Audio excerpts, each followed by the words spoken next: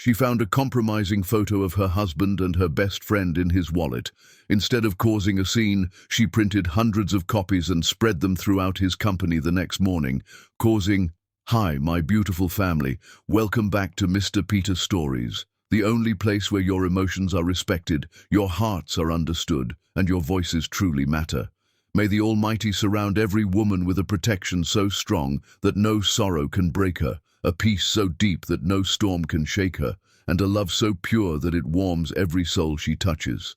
You are the quiet strength behind every home, the gentle hands that carry generations, and the hearts that never stop giving, even when the world gives nothing back.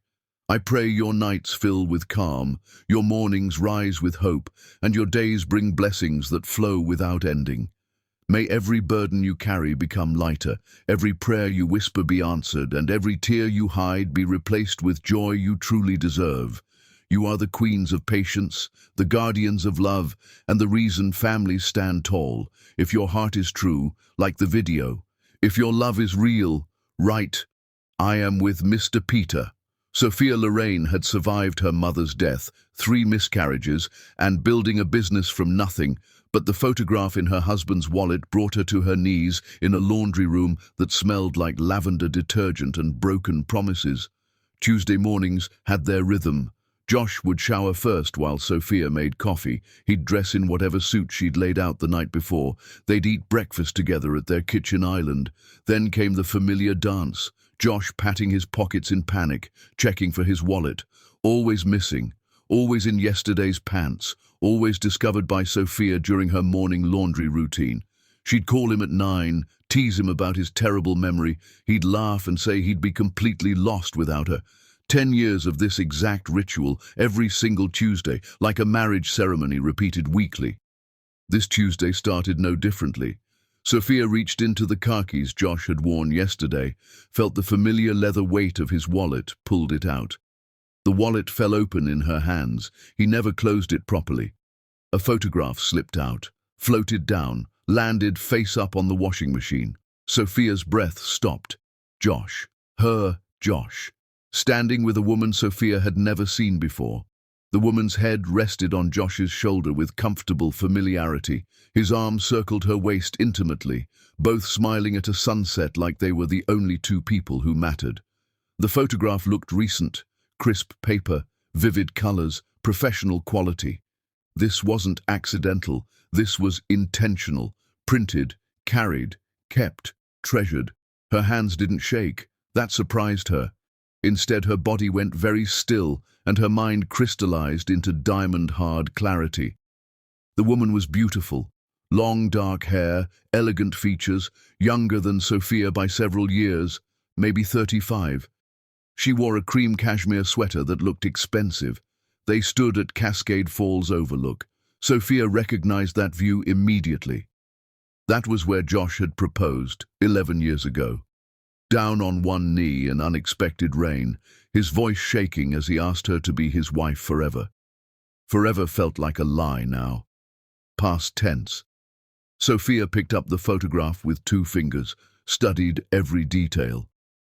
The woman's smile looked genuine. Josh's expression was relaxed and happy in a way she hadn't seen in months. This wasn't a business colleague. This was comfort, intimacy, history. When had this been taken? How many times had Josh kissed Sophia goodbye and then spent his day with this woman? How long had he been carrying another woman's memory in his pocket? She could hear the washing machine waiting, could smell the coffee Josh had made that morning, could see their life scattered around this room, his gym clothes, her favorite cardigan, the beach towels from last weekend's spontaneous trip. Everything looked the same, but everything had changed. That morning had been beautiful. Josh had woken her with kisses, whispered she was gorgeous even with morning breath, made blueberry pancakes with the berries arranged in a heart shape. He'd done this every Tuesday for 10 years, never missed once, not during their worst fights, not after her miscarriages. Tuesday pancakes appeared like a promise. 6 more weeks until the Bennett wedding wraps up, Josh had said, kissing her forehead. Then we're taking that Portugal trip. 2 weeks, no phones, just us. I already booked that villa you loved. We'll drink wine and remember why we fell in love. She'd believed every word, trusted him completely. Past tense, felt bitter, believed, trusted. Sophia took out her phone with steady hands, photographed the picture from multiple angles, then placed the original back exactly where she'd found it, tucked the wallet back into the car keys, started the washing machine. She went upstairs, showered in scalding water that did nothing to wash away what she'd seen, dressed in her red dress, the one Josh said made her look like royalty. Today, she needed armor. Today, she needed to look powerful when everything inside her was shattering. Sophia drove to her office, smiled at her assistant Rebecca, approved floral arrangements, reviewed contracts, made decisions. She functioned perfectly, like a woman whose world was intact. No one suspected she'd perfected appearing fine through her mother's death, through miscarriages, through building her business. She knew how to smile when dying inside. At noon, her phone buzzed. "Josh, left my wallet again. I'm completely hopeless without you, baby." She stared at those words. How many lies fit inside sweet words? She typed back, "Found it. I'll bring it to your office at lunch. Want sandwiches?" His response came quickly. "You're the absolute best wife in the entire world. I'm the luckiest man alive. I love you so much." Sophia read that text 5 times. How many times had he said this while keeping another woman's photograph? She didn't bring the wallet. She texted, "Emergency with the Bennett wedding. Bride meltdown over napkin colors. Can't make lunch. Wallet's on the kitchen counter." The wallet wasn't on the counter. It was still in his pants. Let him panic. Let him wonder if she'd looked inside. That afternoon, Sophia made a list. Not emotional, tactical. She was a wedding planner. She understood logistics, timing, impact. If you wanted something unforgettable, you choreographed it perfectly. She pulled up the photograph, studied details. The woman wore a delicate gold necklace, intimate jewelry a man buys for someone he cares about. Her smile was genuine. Josh's hand on her waist looked natural, comfortable. This wasn't new. This was a relationship with history. Sophia opened her laptop, found a 24-hour print shop, uploaded the photograph, 500 copies, glossy finish, expedited service, ready by 6 a.m. tomorrow. Order total, $473. She paid with their joint credit card. Let him see that charge. When she drove home that evening, Josh's car sat in the driveway. He was home early, which almost never happened. Josh met her in the hallway, already in sweatpants and his college shirt. His face lit up when he saw her. "There's my beautiful wife," he said, pulling her into his arms. He smelled like his cologne. "I missed you today. That client meeting ran long and I couldn't stop thinking about you."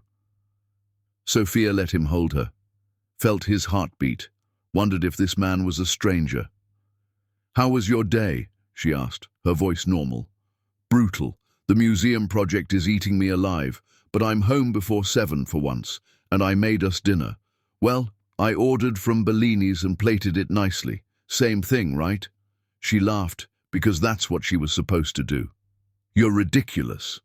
You married me anyway. No take-backs."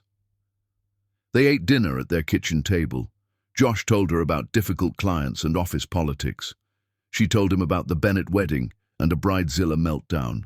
Normal conversation, the comfortable rhythm of a decade together. After dinner, they did dishes. Josh washed, Sophia dried. He made terrible puns, she groaned. He flicked water at her, she threatened revenge. They laughed. Later in bed, Josh reached for her. His hands knew her body like a map memorized long ago. Sophia responded out of habit, out of muscle memory, out of 10 years of loving this man. When it was over, he pulled her close. His breathing evening asleep claimed him. His arm draped across her waist, the same way his arm had circled that woman's waist in the photograph. Sophia lay awake, staring at the ceiling. She thought about the print order waiting tomorrow, 500 copies. She thought about Josh's office building, the prestigious firm where his reputation meant everything. By tomorrow afternoon, all of that would be destroyed. She turned her head, looked at Josh, sleeping peacefully. His face was relaxed, vulnerable. For one moment she considered waking him, demanding truth, giving him a chance to explain. Then she remembered the photograph, the woman's head on his shoulder, his arm around her, both smiling. No, explanations were luxuries for people who deserved them. Sophia slipped out of bed, went downstairs, opened her laptop, pulled up Josh's work calendar. They shared everything, complete transparency. Tomorrow he had a partners meeting at 8, client presentations all morning, lunch with investors. Perfect. The office would be full. Maximum impact. She set her alarm for 4:30 a.m. She'd need to be at the print shop at 6, then at Josh's office before 7, before employees arrived. She closed her laptop, went back upstairs, slid into bed beside her husband, whispered to his sleeping form, "I loved you with everything I had. Past tense feels so strange." Josh stirred, murmured something incoherent, pulled her closer unconsciously. Sophia closed her eyes and waited for dawn. Outside, the neighborhood slept peacefully, unaware that by tomorrow, Josh Brolin's entire life would be wallpapered with his betrayal, and Sophia Lorraine would become the woman who burned everything down without looking back. The clock glowed 11:47 p.m. In 6 hours, she'd wake. In 8 hours, she'd pick up 500 photographs. In 9 hours, she'd destroy the man she'd loved for 11 years. Not because she wanted to, because he'd left her no choice. She'd trusted him with her whole heart. He'd kept another woman's picture pressed against his. Some betrayals couldn't be forgiven. Some lies were too big to ignore. Tomorrow, everyone would know what Josh Brolin really was. Tomorrow, the perfect marriage everyone envied would reveal itself as the beautiful lie it had always been.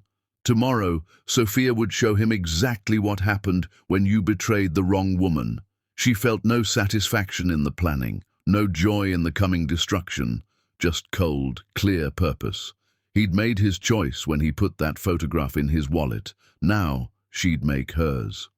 Chapter 2. The morning his world ended. By the time Josh Brolin walked into his architecture firm that Thursday morning, his entire life had been wallpapered with his own betrayal. Sophia's alarm screamed at 4:30. She silenced it instantly, slipped from bed without waking Josh, dressed silently in the bathroom. Dark jeans, black sweater, hair in a tight ponytail, war paint, not makeup. She looked at herself in the mirror and barely recognized the cold-eyed woman staring back. She drove through empty pre-dawn streets to the print shop, arrived exactly at 6 when they opened. A tired clerk retrieved her order, 500 photographs in a heavy cardboard box. "Big project?" he asked, making small talk. "Justice," Sophia said simply, loading the box into her trunk. She drove to Josh's building, arrived at 6:40. The morning security guard, Marcus, who'd known her for years, looked up and smiled warmly. "Mrs. Brolin, early morning surprise for the boss?" "Something like that." She kept her voice light. "He's been working so hard on that museum project. Thought I'd do something memorable." "You're a good wife. Mr. Brolin's lucky." Lucky. The word tasted like poison. Marcus waved her through without question. She took the elevator to the 12th floor, to the glass and steel offices of Brolin and Associates Architects. She'd been here hundreds of times, bringing forgotten lunches, surprising him with coffee, attending holiday parties. Everyone knew her. Everyone trusted her. She propped the elevator doors open with the box, began her methodical work. Every desk, every cubicle, every conference room, every bathroom stall, every elevator, the break room, the supply closets, the partners' offices, even the building directory in the lobby. Josh Brolin, prominent architect, devoted husband, with his arm around a mystery woman at Cascade Falls, smiling like he had every right. She used industrial-strength adhesive tape. These wouldn't come off easily. They'd require tools, chemicals, time. By then, everyone would have seen them. The damage would be permanent. She worked quickly, checking her watch. 7:15. Employees would arrive soon. She needed to finish and leave. By 7:20, she was done. She stood in the lobby, surveyed her work. Photographs everywhere. Impossible to miss, impossible to ignore. She left the building, waved to Marcus. "Have a great day." "You too, Mrs. Brolin." Sophia drove to her office, changed into the black sheath dress she kept for important meetings, applied red lipstick with a steady hand, became Sophia Lorraine, professional, composed, in control. Her first appointment arrived at 8, the governor's daughter planning a summer wedding. Sophia smiled, discussed flowers, showed fabric samples. Perfect, professional. While 12 blocks away, Josh's world burned. The first call came at 8:23.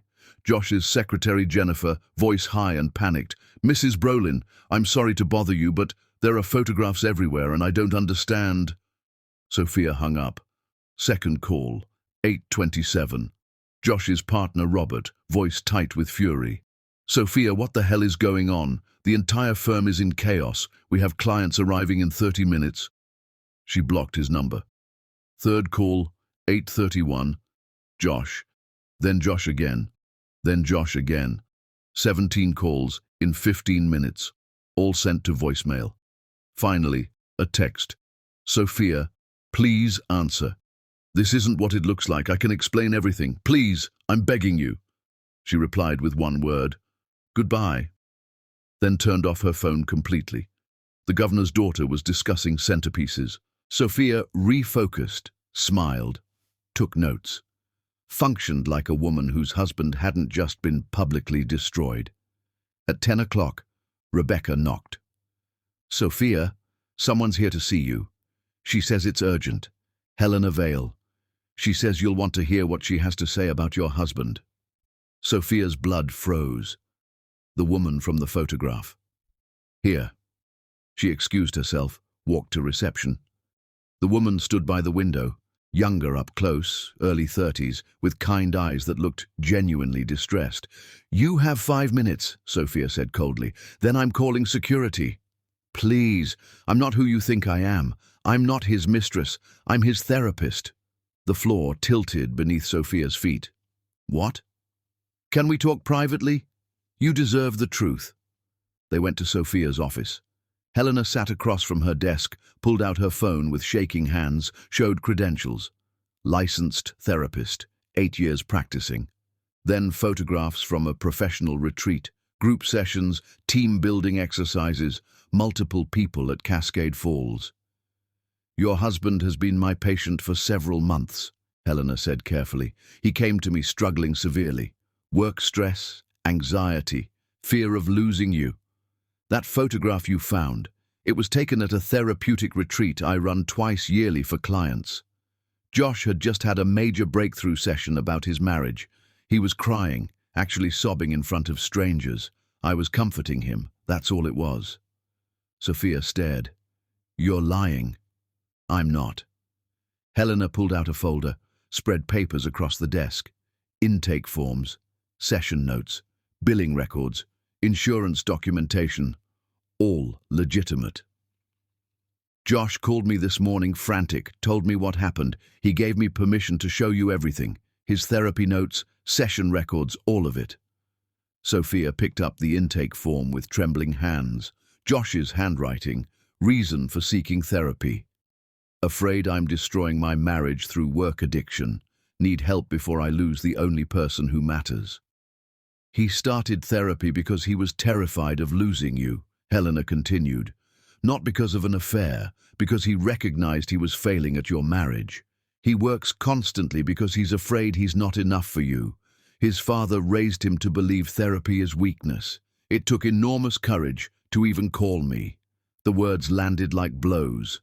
Sophia forced herself to read the documents, session notes detailing Josh's anxiety, his fears, his desperate desire to be better. All dated, all documented, all real. "If he was in therapy, why didn't he tell me?" Sophia whispered. "Shame. His father died without ever admitting to struggling with anything. Josh internalized that, believed therapy meant weakness. It took months before he could say, 'I'm in therapy,' without crying." Sophia's phone buzzed. A text from Josh. Please talk to Helena, please. She can explain. I know you hate me, but please just listen. He was going to tell you everything, Helena said. This weekend, that Portugal trip, he'd prepared a whole speech. He was going to tell you about therapy, about his struggles, about everything he's been working on. Portugal, the trip Josh had mentioned yesterday morning over heart-shaped pancakes. He should have told me 6 months ago. Yes, absolutely. But fear makes us do irrational things. Josh's fear of losing you became his fear of admitting weakness. Helena leaned forward. Mrs. Brolin, I've been a therapist for 8 years. I've seen real affairs, genuine betrayals. This isn't that. Your husband talks about nothing but you. How much he loves you. How terrified he is that his work obsession is driving you away. Does he love me? The question escaped before Sophia could stop it. Helena's eyes softened. In 6 months of therapy, every session ends the same way, with him saying, I have to fix this. I can't lose Sophia. Sophia looked at the therapy notes spread across her desk, looked at Helena's sincere face, looked at Josh's text message begging her to listen. She thought about 500 photographs plastered throughout his office, his reputation destroyed, his partners furious, his clients leaving, his entire professional life demolished, over a misunderstanding, over a therapist comforting her patient, over Josh trying to save their marriage without telling her. Oh God, Sophia breathed. What have I done? Helena touched her hand gently. You protected yourself from what looked like betrayal. That's human, but now you have the truth. What you do with it, that's up to you. Sophia grabbed her purse. I need to go to him. She drove to Josh's building.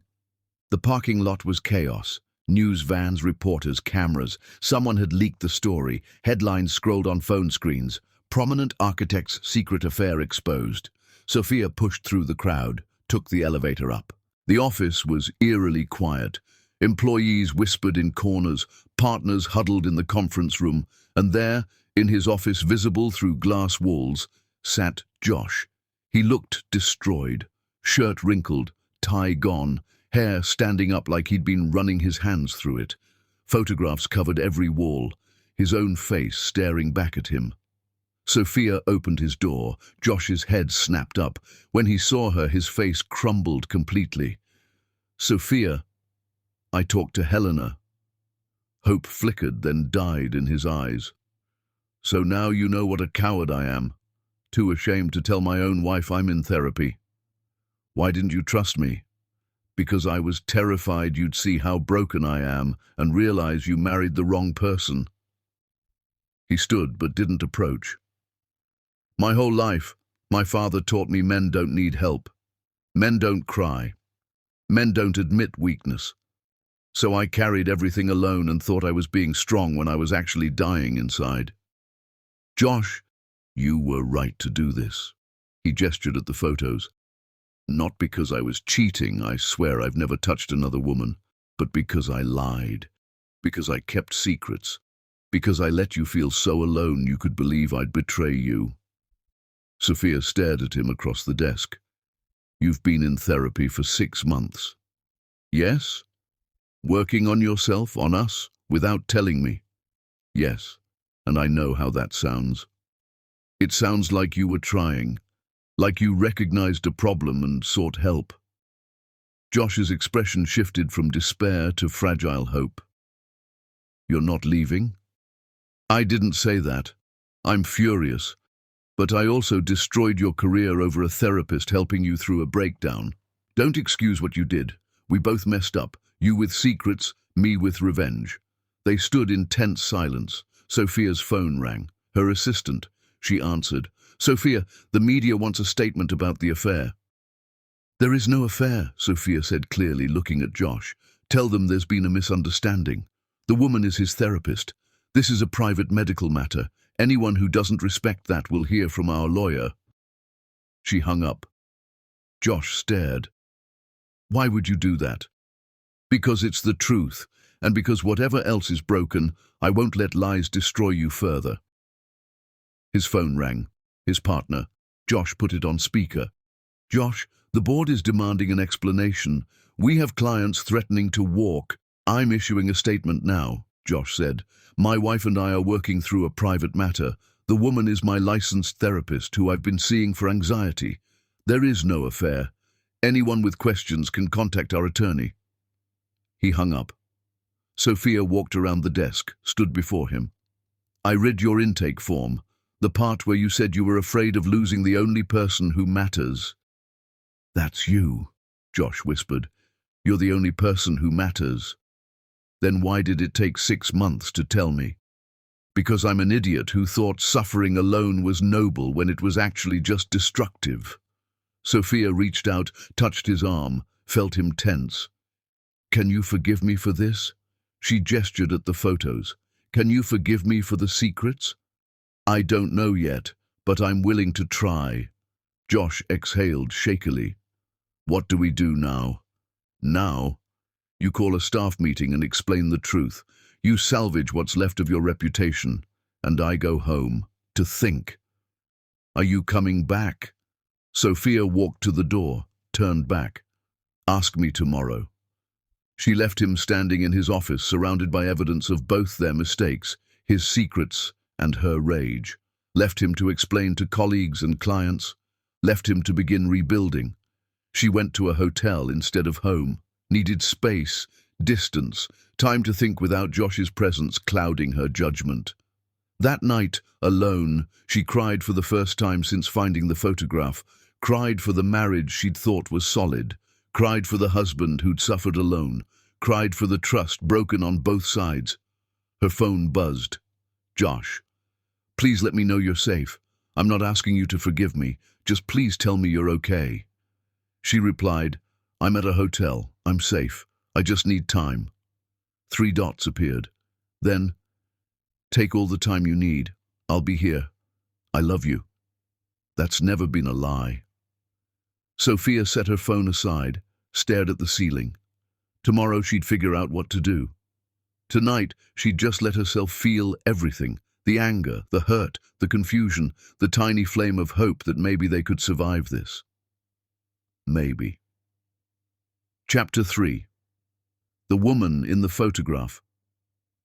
Helena Vale was not a mistress, a homewrecker, or a liar. She was something far more dangerous. She was telling the truth. Sophia didn't sleep. She lay in the hotel room replaying the past 6 months, searching for signs she'd missed. Josh coming home late. Was that therapy? The nights he seemed distant. Was that processing difficult sessions? That weekend when he'd seemed emotionally raw and held her tighter than usual? Was that after a breakthrough? How had she not seen it? At 6 a.m., she gave up, showered, checked out, drove home because she needed her own clothes, her own space. His car wasn't in the driveway. That surprised her. She found a note on the kitchen counter in Josh's handwriting. Sophia, I stayed at a hotel, didn't want to assume I was welcome. I left something for you in the study. Read it when you're ready. Or don't. Whatever you need. J. Sophia walked to the study, found a large manila envelope on the desk with her name written across it. She opened it. Letters. Dozens of letters, each dated, each starting with Dear Sophia. She pulled out the first one, dated 6 months ago. Dear Sophia, I called a therapist today, Helena Vale. It took me 3 hours sitting in my car before I could walk inside her building. You asked me this morning if I was okay. I said yes. I lied. I'm not okay. I haven't been okay for a long time. This morning, I watched you make breakfast while singing off-key, dancing when you thought I wasn't looking. You're so alive, so present, and I felt like a ghost watching life through a window I couldn't open. When did I become this person? Helena asked why I finally decided to come. I told her I came home last week and found you asleep on the couch. I tried to wake you and you said, still half asleep, Josh, I miss you. You were right there and you missed me. That's when I knew. My first session is Thursday. I'm terrified, but I'm more terrified of losing you. I love you, even though I'm terrible at showing it. Josh. Sophia's hands shook. She reached for the next letter. Letter number 2. Dear Sophia, first real therapy session. Helena asked what brought me there. I said, I'm losing my wife. She said, tell me about her. I talked for the entire hour. About the day we met. About our third date when I made you that scavenger hunt. About proposing in the rain. About our courthouse wedding because we were too broke and too in love to wait. About your miscarriages and how I felt so helpless. About watching you build your business and being in awe. Helena said, it sounds like you love her very much. I said, she's the only thing I've ever loved that scares me. She said, why does loving her scare you? I couldn't answer. Started crying. First time I've cried in front of another person since Dad's funeral. She asked again, Josh, why does loving Sophia scare you? Finally, I whispered, because I could lose her. Because I'm not enough. Because she's brilliant and strong and lights up every room, and I'm just mediocre. One day she's going to realize she could do better. Helena said, has she ever indicated she feels that way? I said no, never. But I don't believe I deserve her love. That's my problem, Sophia. Not that you don't love me enough, that I don't believe I'm worthy. So I work constantly trying to prove my worth instead of just being present. I'm broken in ways I'm only starting to understand. I'm sorry. Josh. Tears blurred Sophia's vision. She grabbed the next letter, then the next, reading chronologically through Josh's journey. Letter number 8. Dear Sophia, breakthrough today. Helena made me talk about Dad. I've spent my adult life trying to live up to his expectations, even though he's been dead for 2 years. Helena said, your father died of a stress-induced heart attack at 62. Do you want to be just like him? That stopped me. She said, your father's strength killed him. Is that the legacy you want? I lost it. Told her about the last conversation with Dad. He was in the hospital after his first heart attack, and he made me promise never to tell anyone he was scared. Men don't show fear, he said. Men carry their burdens alone. I promised, and I've kept it. Carried everything alone because that's what Dad taught me. Helena said, your father was wrong. Men who love their families share burdens. That's not weakness, that's trust. I don't know how to do that, Sophia. Don't know how to share with you. Don't know how to be vulnerable without feeling like I'm failing. But I'm learning. It's hard, but I'm trying. Josh. More letters, dozens of them. Sophia read until her eyes were swollen. Letter number 28. Dear Sophia, asked Helena today what our chances were of surviving this. She said, that depends on whether you're brave enough to tell her the truth before it's too late. I asked, what if I'm not that brave? She said, then you'll lose her and you'll regret it forever. So I'm making a plan. Portugal. 2 weeks from now. I've booked the villa you wanted. I'm going to take those 2 weeks and tell you everything. About therapy, about my fears, about how much I love you. I'm going to give you these letters, all of them, so you can see my journey. I'm going to ask you to forgive me for the secrets, for the distance, for making you feel alone. And I'm going to promise I will always choose you. Not my work, not my pride, not my fear, you. I hope it's enough. I hope it's not too late. Josh. The final letter was dated the day before yesterday. Letter number 63. Dear Sophia, this is the last letter. Tomorrow we leave for Portugal. Tomorrow I tell you everything. I'm terrified. Terrified you'll be angry I kept this from you. Terrified you'll feel betrayed. Terrified I've ruined us. But I'm also hopeful, because therapy taught me something crucial. I can't control your reaction. I can only control my honesty. So tomorrow, I'm being completely honest. About therapy, about my anxiety, about how much I love you and how scared I am. I'm showing you these letters, all 63, so you can see every step. I'm asking you to forgive me for the secrets, for the distance, for making you feel alone, and I'm promising I will spend every day for the rest of my life proving I can be the man you deserve. Not perfect. I'll never be perfect. But present, honest, vulnerable, real. I don't know if that's enough. But it's everything I have.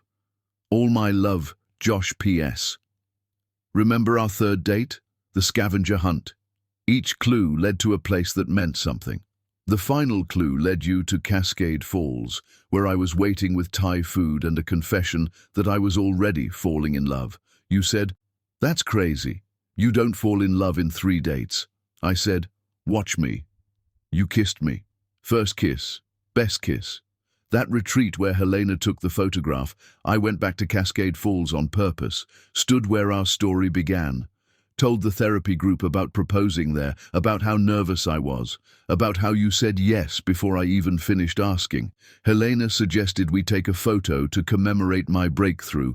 That's what that photograph represents. Not an affair, not betrayal, just me, standing where our love story began, trying to figure out how to make sure it doesn't end. It won't end, Sophia, not if I have anything to say about it. I love you more than I have words for. Sophia sat surrounded by 63 letters, Josh's journey written in ink and vulnerability. She picked up her phone, called him with shaking hands. He answered immediately. "Sophia?" I read them, all of them. Silence. Then, And you're an idiot. I know. I'm so sorry. You're an idiot for not telling me 6 months ago. You're an idiot for thinking therapy was weakness. You're an idiot for believing I'd love you less for being human. I know, you're right. But Josh. She wiped her eyes. I understand why you didn't. I understand the shame. And reading these letters, seeing your journey, that's what I needed. To understand this wasn't about you not loving me. It was about you not loving yourself enough. His breath caught. You're not leaving? I'm furious. I'm hurt. I'm confused. But leaving? No. We don't give up this easily. What do we do now? Now you tell me where you are and come home. Not to our bedroom, guest room, but home. We're not fixed yet. We have work to do. But we do it together. I'm at the Marriott downtown. I can be there in 20 minutes. Come home. She hung up, gathered the letters carefully, held them against her chest. These were Josh's heart, written in ink. 23 minutes later, his key turned in the lock. She met him in the hallway. They stared at each other.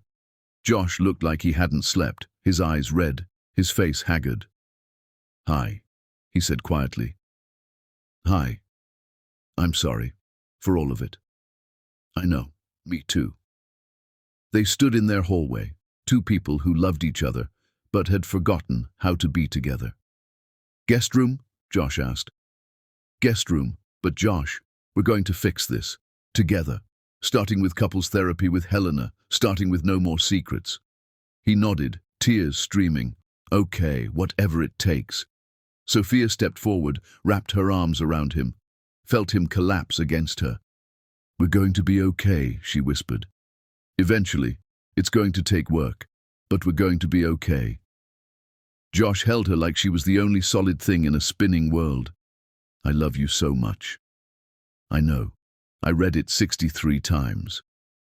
They stood in their hallway holding each other while sunlight streamed through windows, two people beginning the long road back, one honest moment at a time.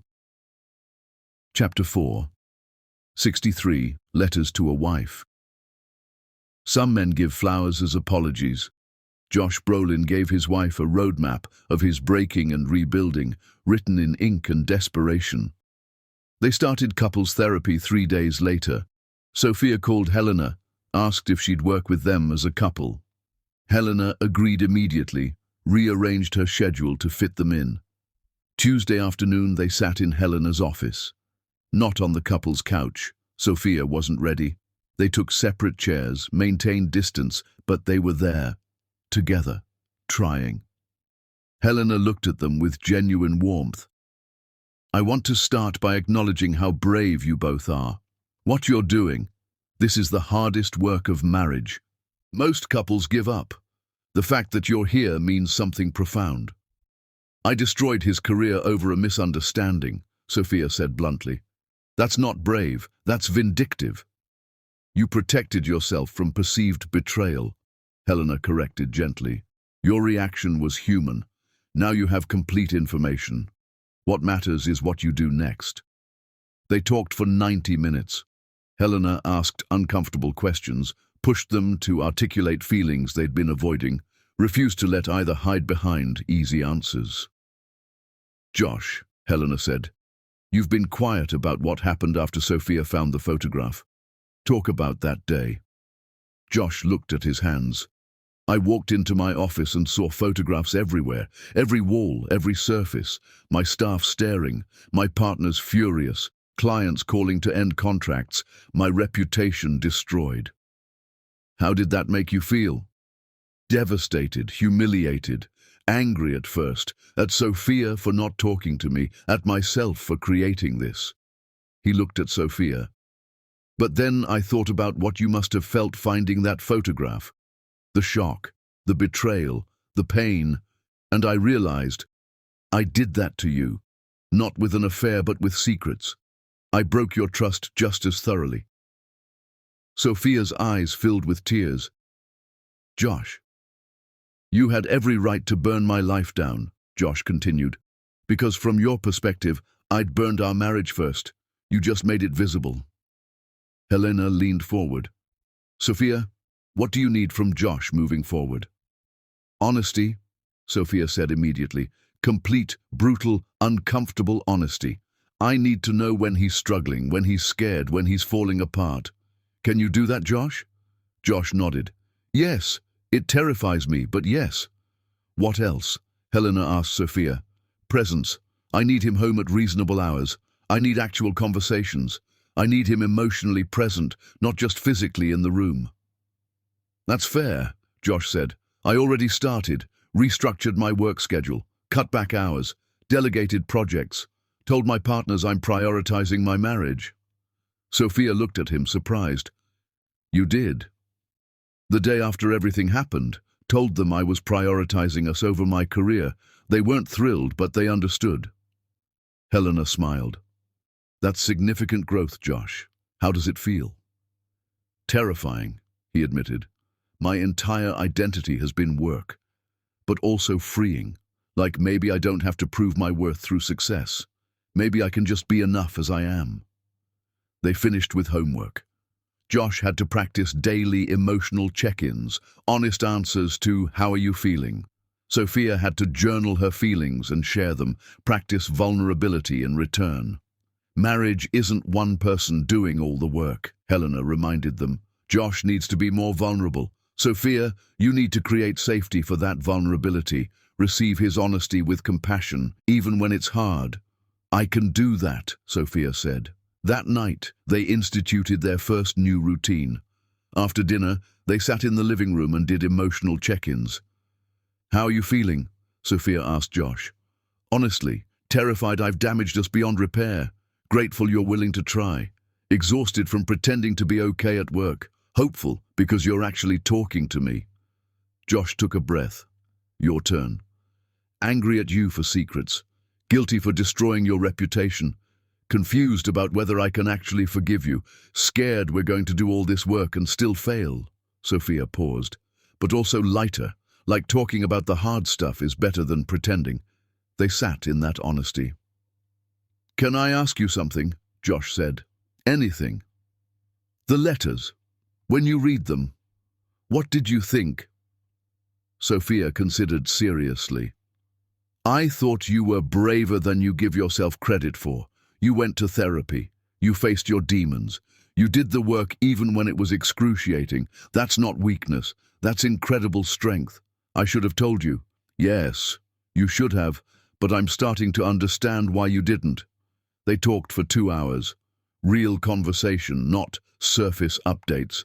Talked about childhoods, fears, dreams, things they'd forgotten to discuss in years of routine.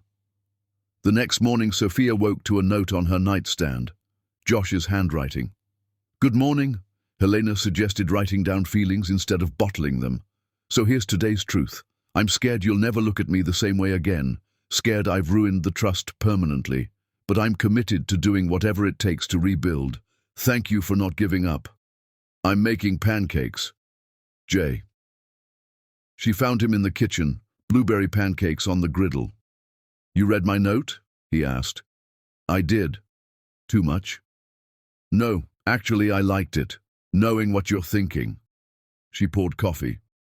"Your turn to ask. How am I feeling this morning?" "Cautiously optimistic, like maybe we can actually do this." Josh flipped a pancake, arranged blueberries in a heart. "That's enough for me." They fell into a routine over the next weeks. Daily check-ins, couples therapy twice weekly, small gestures of connection. Josh came home by 6:30 every evening without exception. Sophia made an effort to share feelings instead of expecting Josh to read her mind. They talked, actually talked, about everything. One evening, Sophia was working when Josh knocked on her office door. "Can I interrupt?" "Of course." Josh sat across from her desk, looked nervous. "I need to tell you something and I'm worried you'll be upset." Sophia felt anxiety spike. "Okay. My partners want me to take on a huge project. Museum design in Seattle, 6-month contract, massive opportunity, the kind architects dream about." He paused. "I turned it down." "What? Why?" "Because it requires relocating for 6 months. Because we're finally starting to heal and I'm not jeopardizing that. Because my marriage is more important." Sophia stared. "Josh, you can't turn down your dream project for me. That's not healthy. I'm not sacrificing. I'm choosing what matters most." "And what happens in 5 years when you resent me? When you wonder what you could have built?" "That won't happen. You don't know that." Sophia stood. "Josh, I don't need you to martyr yourself. I need you to be a whole person with dreams. What kind of marriage do we have if you give up everything? But 6 months apart right now? That's disaster. Or it's us trusting what we're building, proving we're strong enough." She sat on the desk edge. "What if you taking this project is exactly what we need, to prove our marriage can survive distance?" "That's insane." "Maybe. But I can see how badly you want this. Don't pretend you don't." He was quiet. "I do want it. It's everything I've worked toward. But I want you more." "Those aren't mutually exclusive." Sophia took his hand. "What if we make this work? You take Seattle. We visit regularly, video calls every night. We prove that 6 months apart can't break what honesty has built." "You're serious?" "Completely." "What about your business?" "I'll manage. And maybe independence would be good for both of us. To remember who we are as individuals." Josh pulled her onto his lap. "This is crazy." "Probably. But you think we can handle it?" "I think we can handle anything now." They talked late about logistics, plans, fears. Eventually, Josh called his partners, told them he'd take Seattle with one condition: flexible scheduling to fly home regularly. They agreed immediately. The next weeks were preparation. Josh planned the Seattle transition. Sophia trained her assistant for more responsibility. They continued therapy, continued check-ins, continued building the foundation they'd need. One night in bed together, they'd graduated from separate spaces. Sophia said, "I need to tell you something." "Okay. I forgive you. For the secrets. For the therapy you didn't tell me about. For making me feel alone. I forgive all of it." Josh turned to face her. "Really? Really? You've proven yourself, not with grand gestures, with daily presence, with honesty, with effort. You've earned my trust back. I'm still going to keep proving it. I know, but I need you to hear this. We're okay. Not perfect, not completely healed, but okay." They kissed, deep and meaningful, made love slowly, tenderly, reconnected in ways that felt new despite years together. Afterwards, Josh whispered, "I have an idea." "What?" "Let's renew our vows before Seattle. A real ceremony, not the courthouse quickie we did when we were broke. I want to publicly choose you again." Sophia smiled. "You want to remarry me?" "I want to celebrate what we've rebuilt. I want everyone to see we fought for this and won." I love that idea. Yeah? Yeah, let's do it. They fell asleep planning their future, the vow renewal, Seattle, the life they were choosing together. Not perfect, but real, honest, theirs. And in the morning, Josh made pancakes shaped like hearts, and Sophia drank coffee he'd prepared exactly right, and they continued building their marriage one honest conversation at a time. Progress wasn't linear, but it was real, and that was everything. Chapter 5. The Husband Who Slept in His Car. Josh Brolin had designed 100 buildings, but he couldn't construct a single sentence that would make his wife feel completely secure again, so he built proof instead, one day at a time. They settled into their new rhythm like learning to dance after years apart. Josh moved back into their bedroom permanently 3 weeks after the photograph incident, after Sophia woke from a nightmare and found herself reaching for him, only to remember he was in the guest room. The next morning she told him simply, "Come home, to our bed. I need you there." But it wasn't just sleeping arrangements that shifted. Everything reorganized itself around presence and honesty. Every morning, without exception, Josh woke first, made coffee exactly how Sophia liked it, 2 sugars, splash of cream, heated to precisely the right temperature, and left it on her nightstand. Sometimes with a note, sometimes just the coffee, but always there, always consistent. One morning the note said, "Feeling anxious about the museum presentation today. Worried I'll mess up and confirm everyone's belief that I'm unstable. But I'm telling you instead of pretending I'm fine. Progress? I love you, Jay." Sophia texted him before he left. "You're going to be brilliant, and thank you for telling me you're scared. That's exactly what I need." Every evening, Josh came through their door by 6:30. Not 6:45, not 7:15 with apologetic explanations. 6:30.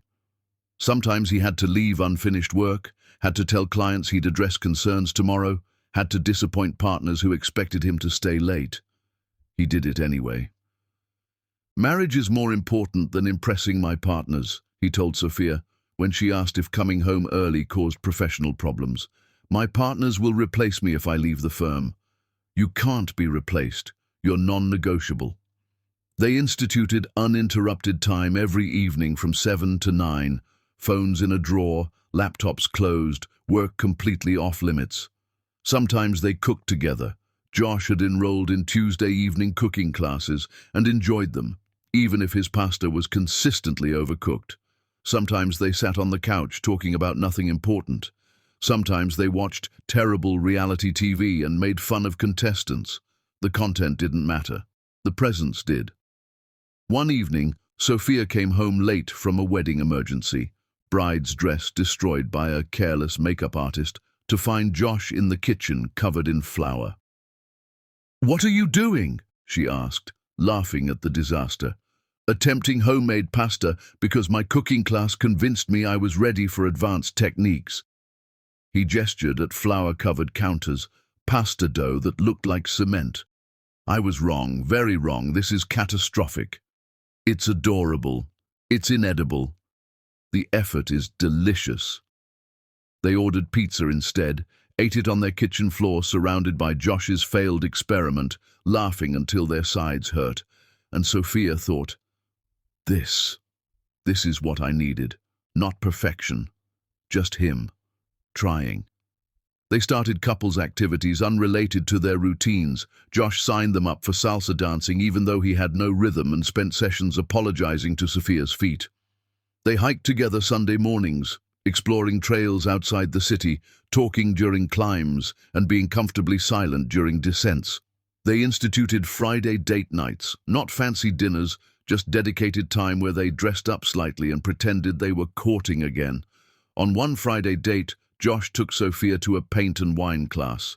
Neither could paint worth anything. Sophia's sunset looked like a toddler's finger painting. Josh's portrait of her was so hilariously bad that Sophia laughed until she cried. "I'm going to frame this," she declared, holding up his painting, a vaguely person-shaped blob. "It's going on our bedroom wall. Please don't. Too late. It's happening." The painting did go up. A reminder that imperfection and effort mattered more than polished results. But it wasn't all lightness. There were hard days. Days when Josh came home stressed and had to consciously stop himself from retreating into work email. Days when Sophia felt insecure and had to actively choose to voice her fears instead of spiraling silently. Days when they fought about small things that were really about big things they were still healing from. One evening, they had their first real fight since starting therapy. Sophia had found Josh on his laptop at 10 p.m., working despite their agreement about evening boundaries. "What are you doing?" she'd asked, voice tight. "Just finishing something quickly. You promised. No work after 8. It's just one proposal. 20 minutes. No, Josh, this is how it starts. 20 minutes becomes an hour, becomes you disappearing again." Josh had closed the laptop, defensive. "I'm allowed to work occasionally. I'm not asking permission." "This isn't about permission. It's about our agreement. We set boundaries for a reason." They'd argued for 30 minutes before finally sitting down and actually talking about what was underneath. Josh admitted he'd felt anxious about falling behind professionally, worried his partners would push him out. Sophia admitted she was terrified of him slipping back into old patterns. "I'm not going back to who I was," Josh had said quietly. "But I'm also scared of losing everything professionally. Can we find middle ground?" They'd worked out a compromise. Josh could work after 8 p.m. twice weekly maximum, but he had to tell Sophia beforehand and set a specific end time. If he broke that agreement, he'd schedule an emergency therapy session. "This is what marriage is," Sophia had said after they'd resolved it. "Not avoiding conflict, having conflict, and working through it together. I hate fighting with you. I hate it too, but it's better than pretending everything's fine until it explodes." They started tracking Josh's progress visibly. He kept a detailed log of his work hours, shared it with Sophia weekly. She could see the consistency. Very few days over 45 hours, most weeks closer to 40. One morning, Sophia woke to find Josh sitting on their bed's edge, head in his hands. "What's wrong?" she asked immediately, sitting up. "Bad dream. About Dad?"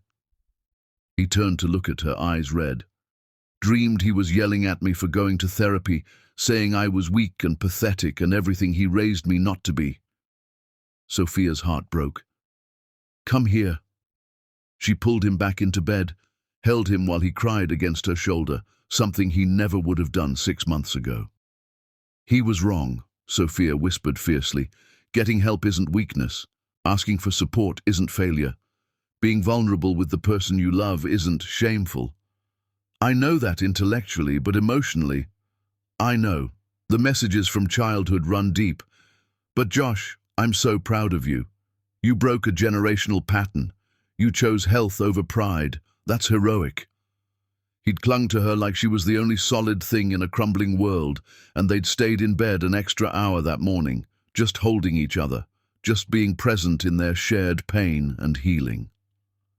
By the time Josh's Seattle departure date approached, they'd built something neither expected, a marriage stronger than before it almost fell apart.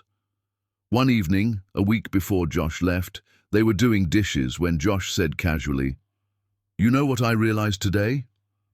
"What?" "I'm not scared of losing you anymore, not because I'm confident, I'm still working on that, but because I trust us now. I trust that even if I mess up, we'll talk about it instead of letting it fester. I trust that you'll tell me when you're unhappy instead of suffering silently. I trust that we're both committed enough to fight through hard stuff."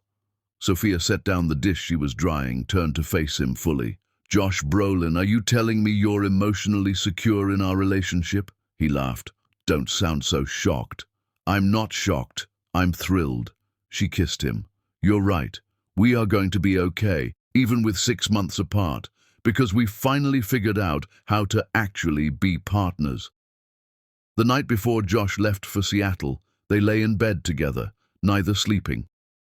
"I'm going to miss you every single day," Josh said into the darkness. "Good.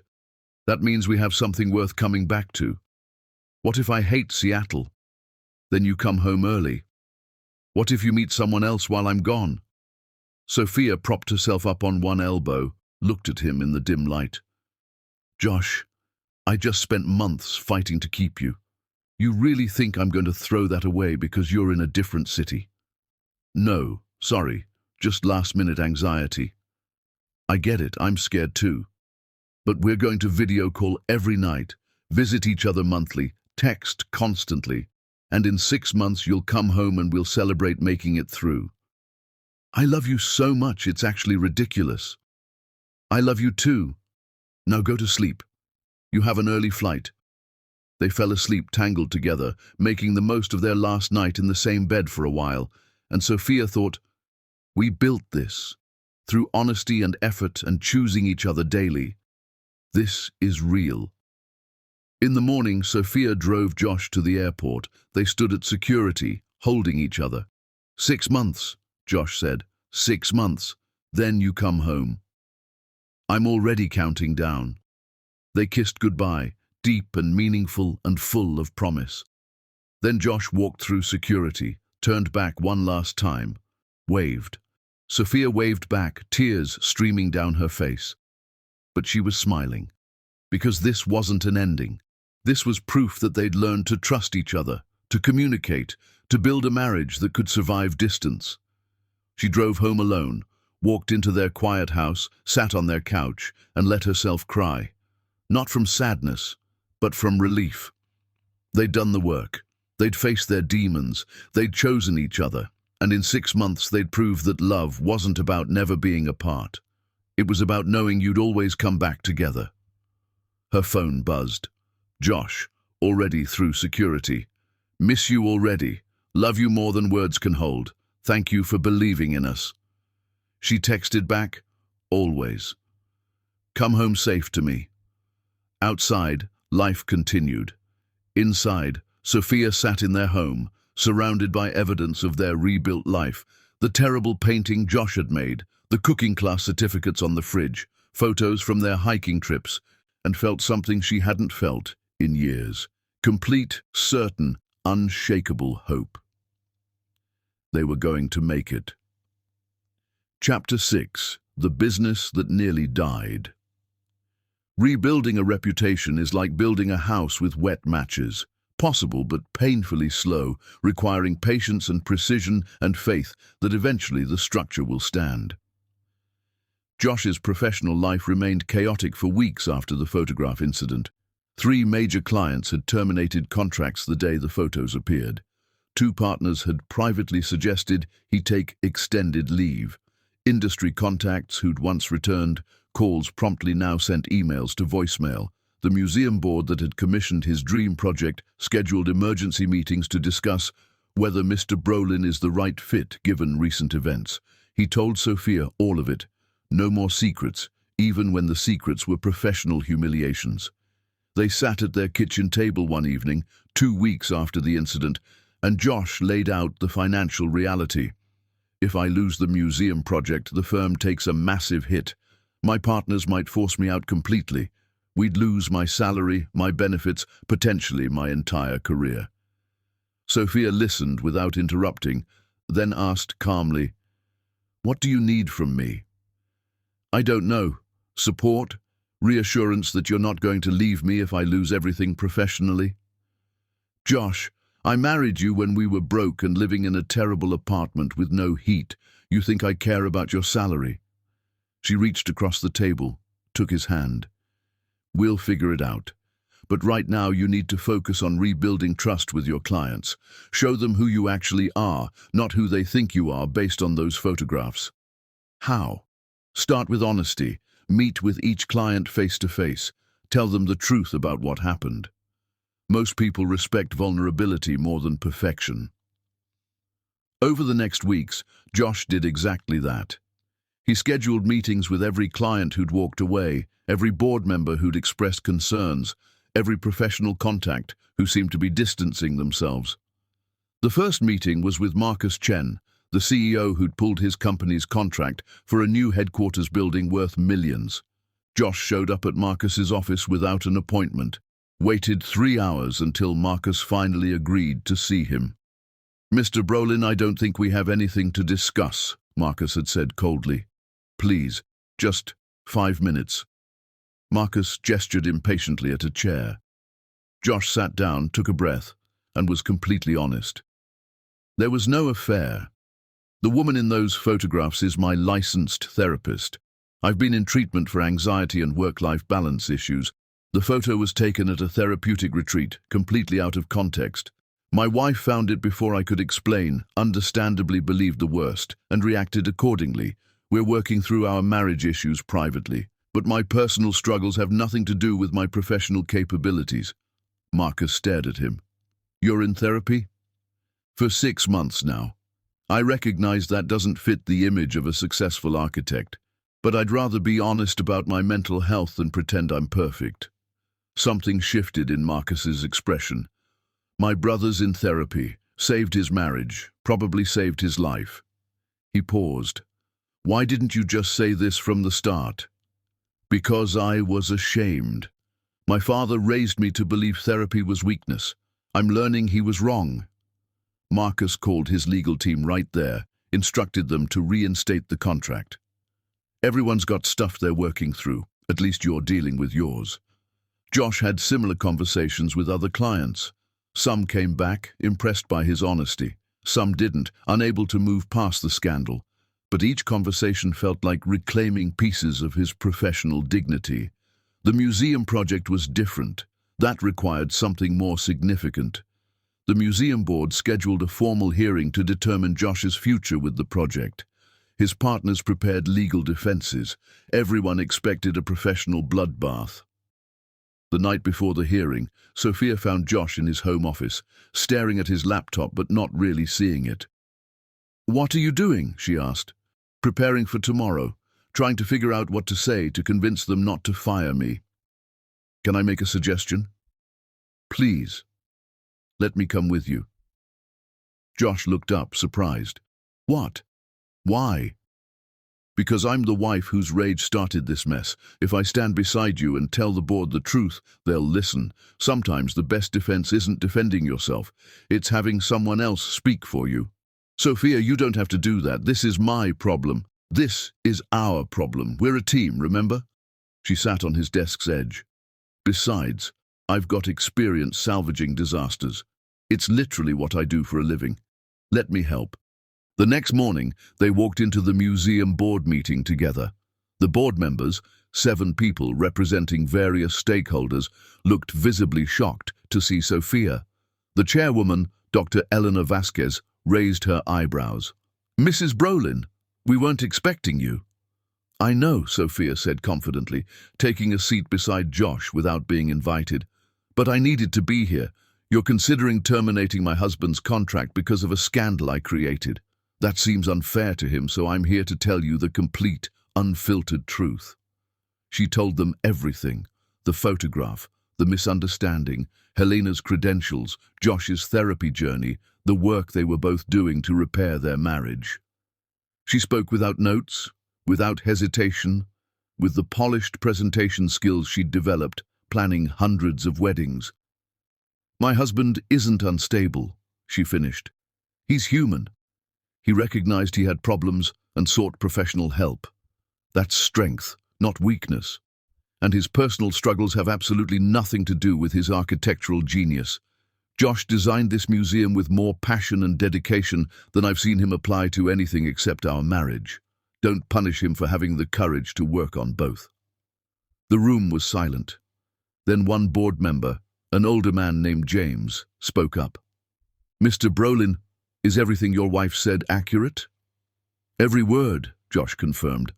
"I should have been transparent from the start. I apologize for the confusion and drama, but I stand by my work on this project. I've invested 3 years of research, design, and planning. This museum is the best work of my career." Another board member, a younger woman named Priya, leaned forward. "I have a question for Mrs. Brolin. Are you here because you feel obligated, or because you actually believe what you're saying?"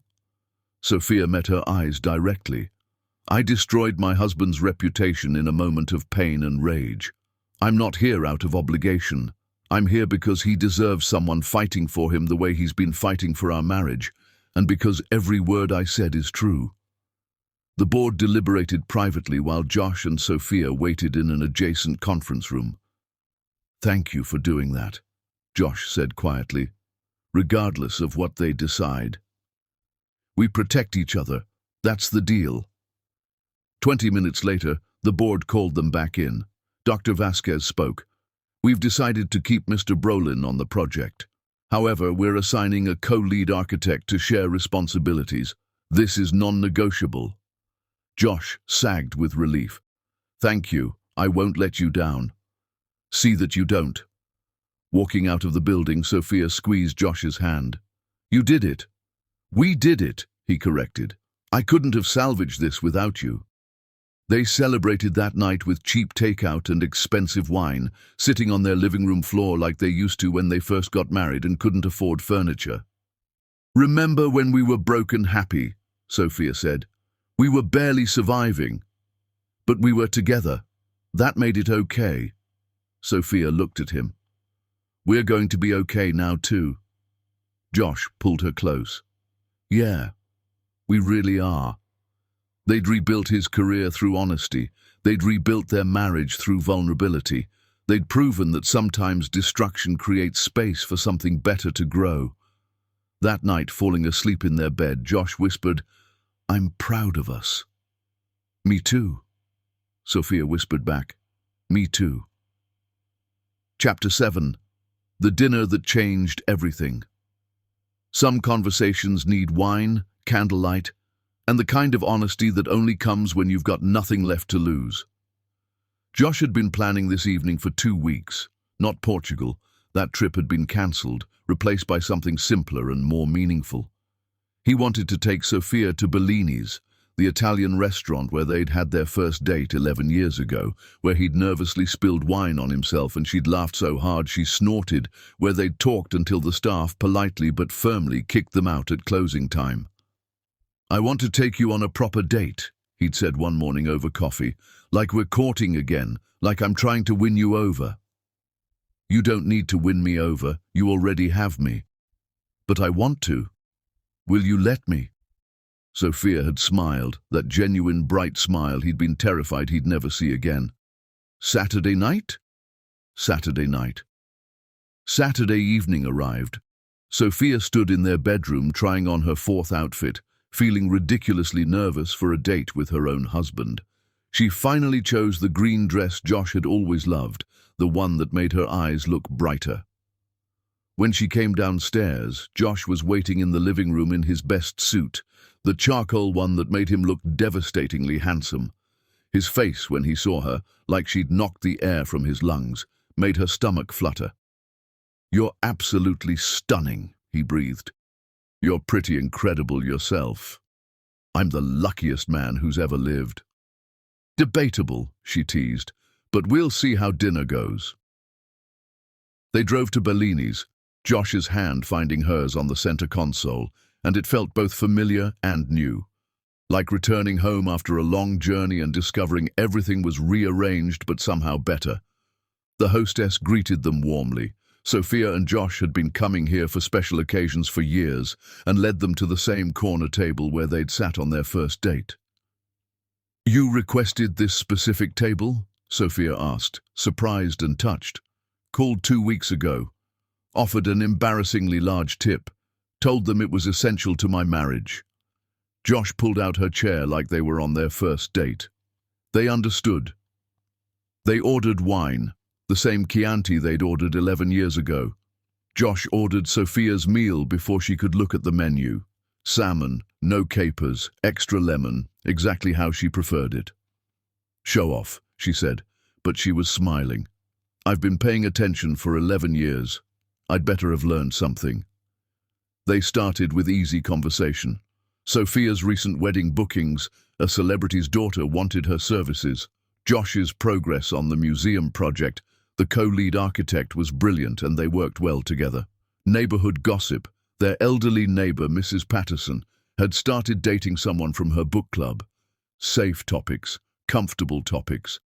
Then Josh set down his wine glass and said, "Can I ask you something real?" Sophia felt her heartbeat quicken. "Of course." "When did you start feeling lonely in our marriage?" What was the exact moment you realized something was wrong? The question landed between them, heavy with importance. Sophia thought carefully before answering. 2 years ago, maybe longer. You started working later and later. I'd make dinner and wait for you, but you wouldn't come home until 9, 10, sometimes past midnight. Eventually I stopped waiting, started eating alone, stopped expecting you. She met his eyes. One night I set the table for 2 out of habit, then realized how pathetic that was and cried while eating microwaved leftovers by myself. That was probably the moment I knew we were in trouble. Josh closed his eyes briefly, pain evident. I'm so sorry. I didn't tell you, I should have. I expected you to just know, which isn't fair. Communication goes both ways. Still, I should have noticed, should have seen you pulling away. You were drowning in your own stuff. We were both struggling alone instead of together. That was the real problem, not the specific events, but the isolation. Their food arrived. They ate slowly, savoring both the meal and the conversation. Can I tell you something I've never admitted out loud? Josh asked. Something I told Helena, but never told you? Anything. I worked late on purpose, not because I didn't want to be home with you, because I was terrified of being home. Sophia's fork paused halfway to her mouth. Terrified of what? Of disappointing you. At work, I knew exactly what I was doing. Blueprints make sense. Structural engineering follows rules. There's right and wrong, success and failure, clear metrics. Josh stared at his plate. But home, marriage, you. That felt like this constant test I was failing. You're so naturally good at everything, remembering birthdays, hosting parties, making our house feel warm, maintaining friendships, balancing work and life. I felt inadequate constantly, so I stayed where I felt competent, where I could succeed. Josh. Sophia reached across the table, took his hand. I never needed you to be perfect at domestic stuff. I just needed you to be there, present, trying. I know that now. I wish I'd known it then. He squeezed her hand. Helena helped me see that my work addiction was actually anxiety manifesting as avoidance. I wasn't ambitious. I was hiding. They talked through the main course, through dessert, chocolate lava cake they shared, fighting playfully over the spoon. Hours passed without them noticing. Finally, Josh asked, "What do you need from me moving forward, specifically? Don't hold back." Sophia considered. I need you home by 7 p.m. at least 4 nights weekly, not for grand romantic gestures, for normal life, dinner together, talking about our days, watching bad TV, just existing in the same space. Done. What else? I need you to talk to me when you're struggling, before it becomes a crisis, when you're just starting to feel overwhelmed or anxious or inadequate. Early warnings, not last-minute breakdowns. Okay, I can do that. It'll take practice, but I can do it. And I need date nights, regular dedicated time where we focus on us. Nothing fancy required, just consistent. Josh nodded seriously. Every other Saturday. That gives us both independence too. Time for separate friends, hobbies, whatever we need individually. Perfect. Sophia paused. Now your turn. What do you need from me? Honestly? Call me out when I'm slipping back into old patterns. Don't let me gradually work later until we're back where we started. I need accountability. I can do that. And be patient with me. I'm learning all this. Vulnerability, communication, emotional availability. I'll mess up sometimes, probably often at first. We'll both mess up. That's marriage. The point is messing up together and fixing it together. Josh smiled. That soft, genuine smile she'd fallen in love with 11 years ago. I love you, Sophia. I've never stopped loving you. Not for one single second. Even when I was an absent workaholic husband, even when I was too ashamed to tell you about therapy, I loved you through all of it. I love you too. Even when I was furious, even when I thought you'd betrayed me, even when I plastered those photographs everywhere, I loved you. That's what made it hurt so much. You can't hurt this deeply if the love isn't profound. The waiter brought their check. Josh paid, insisted despite Sophia's protests about shared finances. "Let me do this," he said.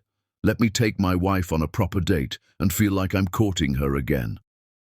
They left the restaurant holding hands, walked to a nearby park even though it was getting late, found a bench under streetlights, sat close together. "Josh? Yeah? I need to tell you something, and it's important." His face tensed slightly. "Okay. These past weeks, watching you work so hard to rebuild us, seeing you come home every evening, do the emotional check-ins, go to therapy, be honest even when it's uncomfortable." She turned to face him fully. "I'm not just staying with you out of commitment or history. I'm genuinely falling in love with you again. This version of you, vulnerable and honest and present. I like this man better than the one I married." Josh's eyes filled with tears. "Really? Really? You're braver now, more real, less perfect but more beautiful. I'm terrified I'll backslide, revert to old patterns when things get stressful. You might, probably will occasionally. But the difference is, now you'll tell me when it's happening. We'll catch it early. We'll fix it together." They kissed under the streetlights, soft and tender and full of renewed promise. When they pulled apart, Josh rested his forehead against hers. "Take me home," Sophia whispered. "Our home. Our home. Our bed. Our life." They drove back in comfortable silence, hands intertwined. When they got home, they didn't immediately go upstairs. They made tea, sat in their living room, talked until past midnight about everything and nothing. Eventually they went to bed. Their bed together, completely together, for the first time since everything had fallen apart. They made love slowly, tenderly, like rediscovering each other, like learning a familiar map with new appreciation for every detail. Afterward, wrapped in each other's arms, Sophia said, "We're going to make it, aren't we?" Josh kissed her hair. "Yeah, baby. We're definitely going to make it." They fell asleep, tangled together, two people who'd almost lost everything finally remembering what they'd been fighting for all along. Not a perfect marriage, but an honest one. And honestly, that was so much better. Chapter 8. The month that rewrote everything. Proving love is easy. Living it daily is the revolution that actually transforms a marriage from broken to whole. In the weeks following their anniversary dinner, Josh and Sophia didn't just maintain their new patterns, they expanded them, deepened them, turned them into the foundation of something stronger than what they'd had before. Josh had been coming home by 6:30 for several weeks, but one Tuesday he surprised Sophia by appearing at her office at noon with a picnic basket. "What are you doing here?" she asked, delighted and confused. "Taking my wife to lunch. The park across the street. 30 minutes of uninterrupted time in the middle of a workday. Josh, I have a client meeting at 1, which gives us exactly 45 minutes. Come on." They sat on a park bench eating sandwiches Josh had picked up from her favorite deli, talking about nothing important, a funny client story, an architectural challenge, whether their neighbor's new haircut was intentional or a cry for help. "Why did you do this?" Sophia asked. "Because I realized I always wait until evening to see you, but you're amazing at noon too. I want to experience all versions of you, not just the tired end-of-day one." He started doing this weekly. Not always lunch, sometimes mid-morning coffee, sometimes an afternoon walk, sometimes just 15 minutes sitting in her office while she worked. Presence without agenda, connection without pressure. Sophia reciprocated. She started texting Josh random thoughts during her day. "Just saw a dog wearing sunglasses and immediately thought of you because you'd find this absurdly delightful. Client just asked if we can have unicorns at her wedding. I'm in the wrong business. I love you. No reason. Just wanted you to know." Small moments of choosing each other over and over, until it became natural as breathing. They also started trying new things together. Josh signed them up for a pottery class, even though neither had artistic talent. Their first attempts at making bowls resulted in lopsided disasters, the instructor gently called abstract. "These are terrible," Sophia laughed, looking at their misshapen creations. "They're ours," Josh countered. "That makes them perfect." They kept every single one, displayed them proudly on their kitchen shelf as reminders that failure was acceptable as long as they failed together. On Friday nights, they instituted new restaurant night. They'd pick a cuisine neither had tried before and find the highest-rated restaurant. They discovered Ethiopian food, attempted Filipino cuisine, got adventurous with Moroccan. Josh couldn't handle the spice level. Sophia thought it was hilarious, but it wasn't all lightness and new experiences. There were difficult moments too. 3 weeks into their routine, Josh came home at 8 p.m., an hour and a half late, without warning. Sophia was setting their dinner table when she heard his car, felt immediate anxiety spike. "Where were you?" she asked, keeping her voice carefully neutral. "Got caught up in a design crisis. The museum's entrance structure has potential issues, and we had to brainstorm solutions." He kissed her cheek, headed toward his office. "I'll just finish a few emails." "Josh, stop." He turned, saw her expression. "What's wrong?" "You're an hour and a half late. You didn't call, you didn't text, and now you're going to work instead of having dinner with me. This is exactly what we agreed wouldn't happen." Understanding dawned on his face. "Oh God, you're right. I'm sorry." "I'm not looking for apologies. I'm asking you to be accountable. We had an agreement." Josh set down his briefcase, came back to the kitchen table, sat down. "You're absolutely right. I got absorbed in work and completely forgot about time. That's not okay. What do you need me to do?" "I need you to schedule an emergency therapy session with Helena. Like we agreed. When you break our boundaries, you check in with her immediately." "Right now?" "Right now." Josh pulled out his phone, emailed Helena right there at the kitchen table. "Done. I'll see her tomorrow during lunch." He looked at Sophia seriously. "I messed up. I'm sorry. And I'm grateful you called me out instead of letting it slide. I'm not going to let anything slide anymore. That's how we got into trouble before, small boundary violations that became big patterns. I know. Thank you for holding me accountable." They ate dinner together, and it wasn't perfect or comfortable, but it was honest. And honest was what they needed. Josh attended his emergency therapy session the next day, came home and told Sophia what Helena had said, that backsliding was normal, that what mattered was catching it immediately and course-correcting, that their marriage was actually healthier for having productive conflict about boundaries. "She's proud of us," Josh reported. "Said most couples either don't set boundaries or don't enforce them. We're doing both." Another challenging moment came when Sophia had an absolute disaster of a wedding weekend. Everything that could go wrong did. Wrong flowers delivered. Photographer showed up drunk and had to be fired. The bride's mother caused a scene that nearly ended the event. Sophia came home Sunday night absolutely shattered, collapsed on their couch and just cried. Not pretty crying, ugly, exhausted, everything is too much crying. Josh sat beside her, pulled her into his arms, let her cry until she was empty.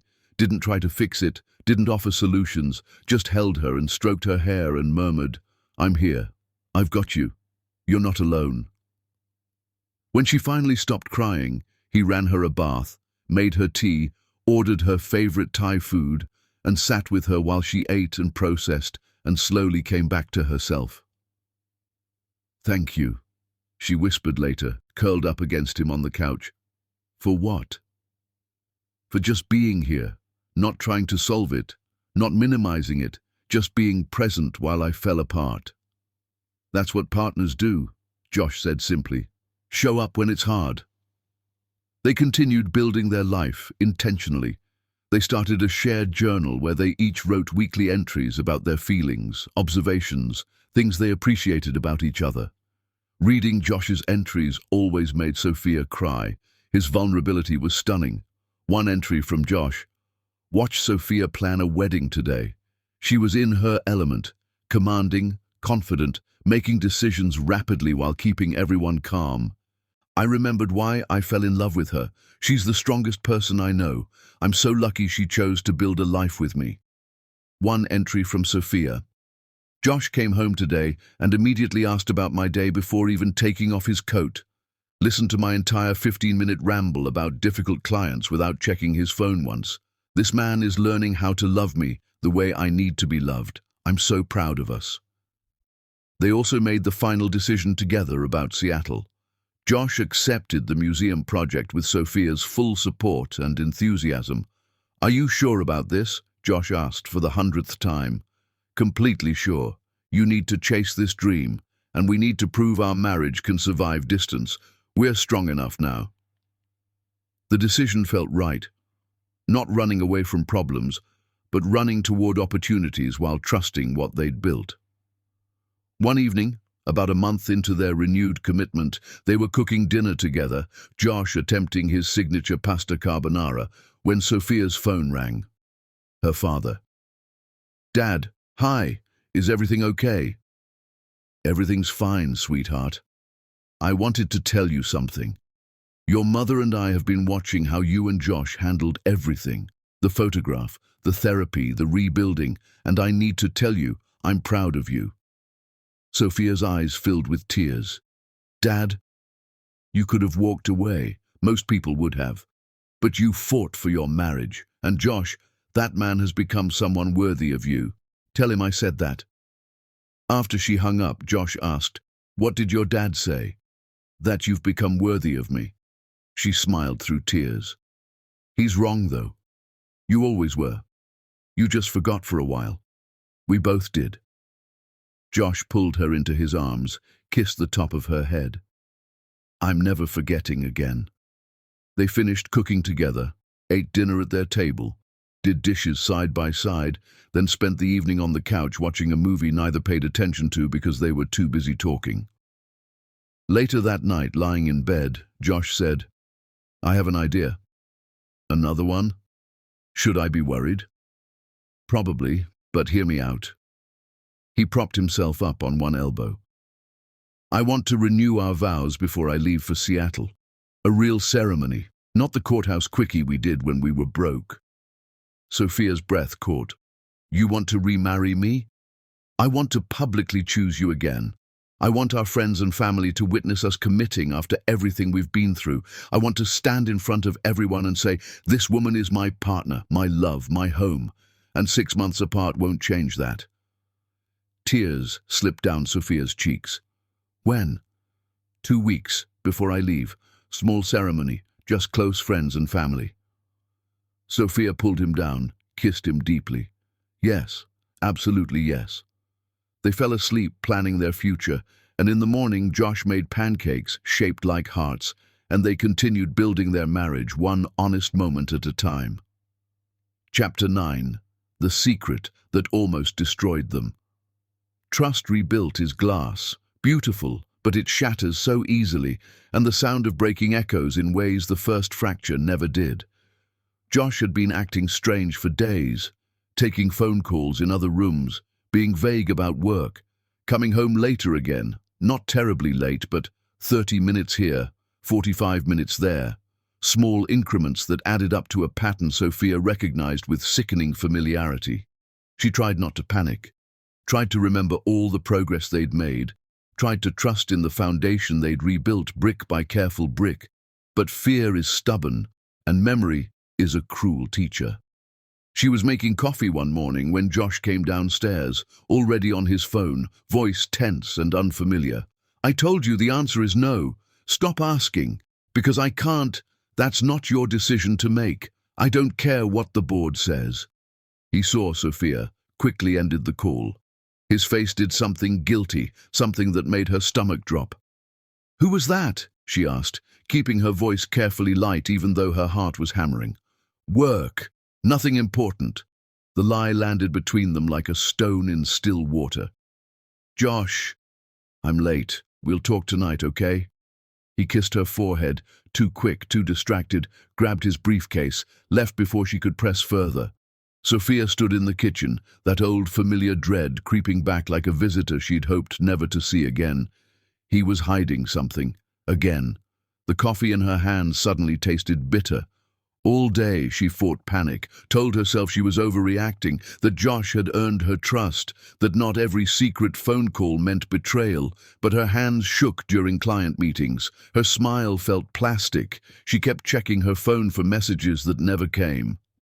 That evening, when Josh finally walked through the door at 7:15, 45 minutes late without explanation, Sophia was waiting at the kitchen table, arms crossed, heart pounding. "Who keeps calling you?" she asked without preamble. "My partners. They want me to take on more projects." He set down his briefcase, wouldn't quite meet her eyes. "What kind of projects?" Josh hesitated, just for a second, but that second screamed volumes louder than any confession. "Josh, what aren't you telling me?" The weight of his silence pressed down on them both. Finally, he sat down heavily on the couch, looked utterly defeated. "The Seattle project. My partners want me to go. Alone. For the full 6 months. They think bringing you along for visits is unprofessional, that I'm not committed to the firm if I'm flying home constantly." "And you said?" "I said no. Obviously. We decided together that we'd visit each other regularly. I'm not changing our plan." "You said no without discussing it with me first?" "Because the answer is obvious. I'm not leaving you for 6 months straight. Not after everything." Sophia's frustration flared hot and immediate. "That's not how this works. We make decisions together. You don't get to decide for us anymore. That's what we've been working on, partnership, not protection. I'm trying to protect our marriage by making unilateral decisions. Josh, that's exactly what got us into trouble before. Secrets, decisions made alone, protecting me from information I deserve to have. This is the pattern. Don't you see it starting again?" Josh rubbed his face, looking suddenly older, exhausted. "You're right. I'm sorry, but Sophia, this project, it's the opportunity of my career. The kind architects wait their entire lives for. Museum design, unlimited budget, creative freedom. And I can't take it without you supporting us through it. Without seeing you regularly, so I'm turning it down." "Why can't you take it without me?" "Because 6 months apart, completely apart.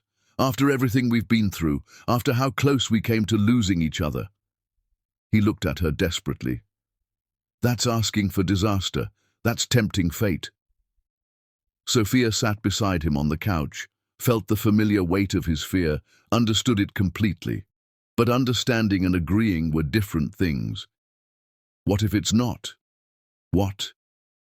What if 6 months apart is exactly what we need to prove we're solid? To prove we've actually healed? Josh looked at her like she'd suggested they jump off a bridge together. "Are you serious right now?" "Hear me out. We've been working on us non-stop for months. Therapy twice weekly, communication exercises, rebuilding trust. That's all good, necessary. But we've also been in this intense bubble where we see each other constantly, check in multiple times daily, never let each other out of sight emotionally. What if we need to prove we can maintain this even when we're not together constantly? What if distance is the final test? That's insane. Is it? Josh, you're turning down your dream project for me. The project you've spent your entire career working toward. What happens in 5 years when you resent me for it? When you see other architects getting opportunities you missed? I would never. You might, not intentionally, not consciously, but it would be there, underneath everything. The opportunity you sacrificed, the career you could have had, the resentment would poison us slowly. She took his hand, squeezed it. I don't want to be the reason you don't chase your dreams. I don't want our marriage to be built on your sacrifice. Josh was quiet for a long time, staring at their intertwined hands. Outside, the neighborhood settled into evening quiet. Inside, their future hung in balance.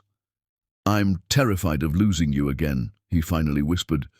That fear, it's not rational, I know that. Helen has helped me understand it's anxiety, not reality. But Sophia, when I think about 6 months without you, without holding you, without seeing your face across the breakfast table, I can't breathe. You won't lose me. Not if we're really as strong as we think we are. Not if we've actually built something real.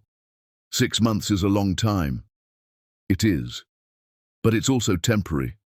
And we'd still talk constantly, video calls, texts, emails, just no physical presence. She turned to face him fully. Josh, I believe in us. I believe we're strong enough now.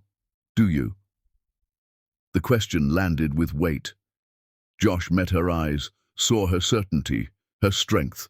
Slowly, something shifted in his expression, fear giving way to something else. Hope, maybe.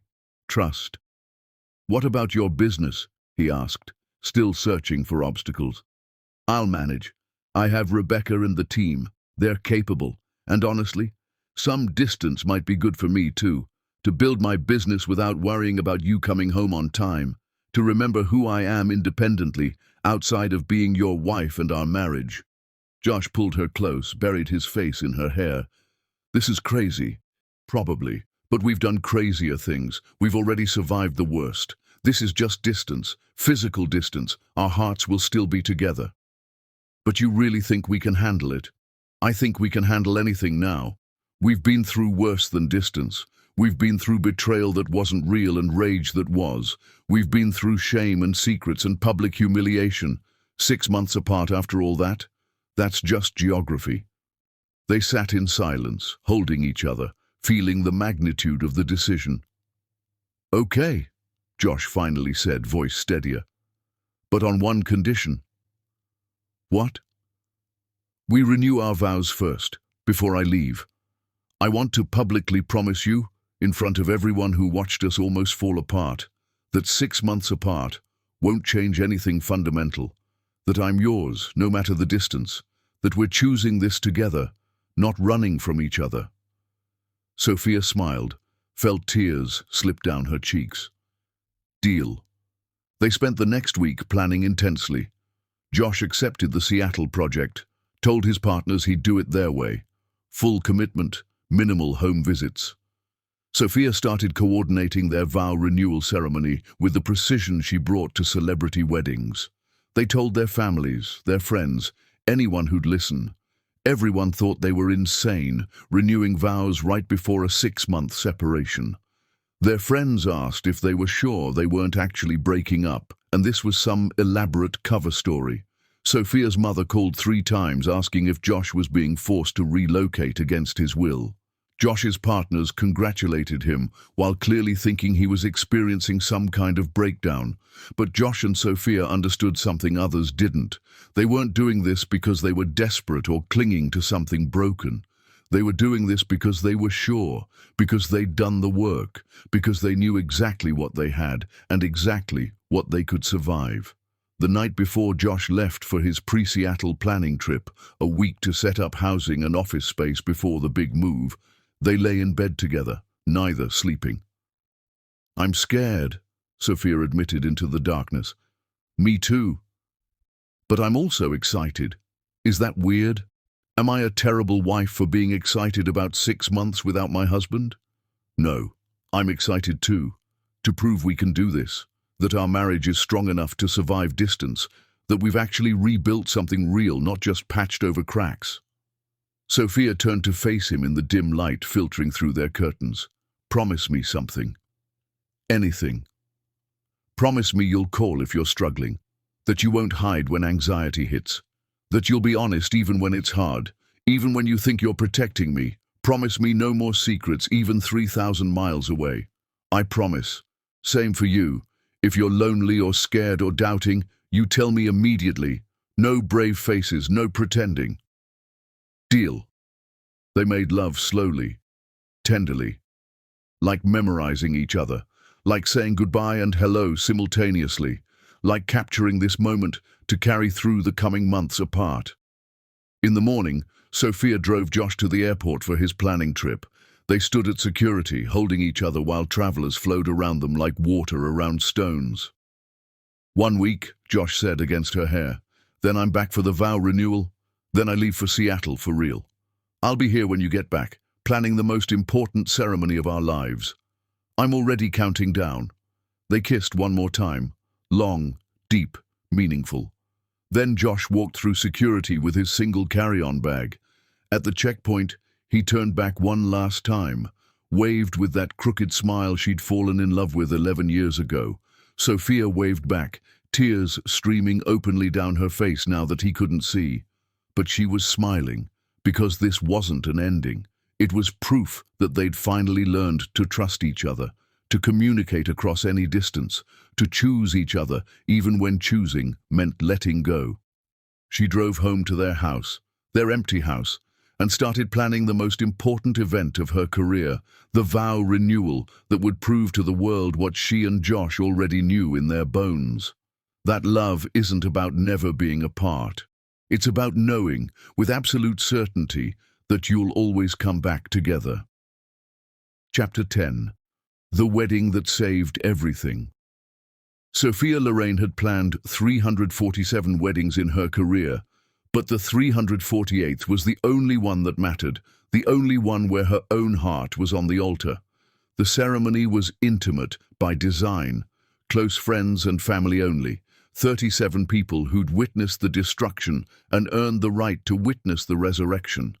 Held at Cascade Falls Overlook, the place where everything fell apart, where a photograph was taken that nearly ended them, where they now chose deliberately to rebuild and reclaim their narrative. The weather cooperated impossibly. October afternoon, golden light filtering through changing leaves, the falls themselves providing natural music, nature's symphony for their second beginning. Sophia wore gold, not white. Gold for resilience, for value tested by fire, for something precious that becomes more beautiful through refinement. The dress was simple but stunning, sleeveless, flowing, catching light with every movement. Josh wore navy, his best suit, looking at her like she'd personally hung every star in the sky and then come back down just for him. Helena sat in the front row, tissues already in hand. She'd become their friend, the woman in the photograph who'd saved their marriage by telling an uncomfortable truth when lying would have been easier.